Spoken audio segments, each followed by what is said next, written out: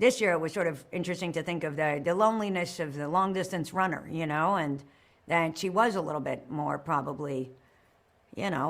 older, a little more broken inside, not to say anything of myself,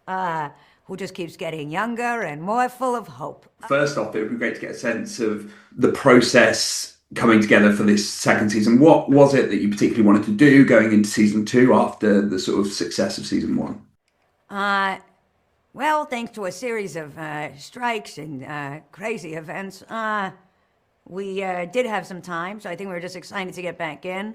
The thanks for the strikes was a bit sarcastic, although I'm glad that there were things and rights won, but it was a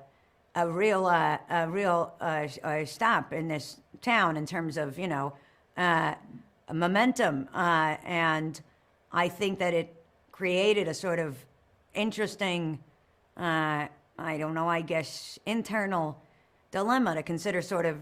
Charlie not just moments after we saw her last, but what it must have been like, that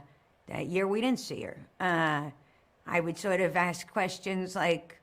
maybe let's think about how many murders she solved off camera, or how long it's been since she's been able to, talk to her sister, Clea Duvall, or, in the first season, we're really propelled into the journey by Dasha Polanco, her best friend Natalie's, murder. And that's the case she's trying to solve, leaving her job, her trailer, her world, and kind of just launched into this ongoing caper. And this year it was sort of interesting to think of the loneliness of the long distance runner, and that she was a little bit more probably,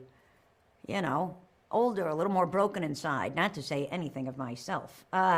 who just keeps getting younger and more full of hope. And so I think it was an interesting sort of character study in addition to case study of the week.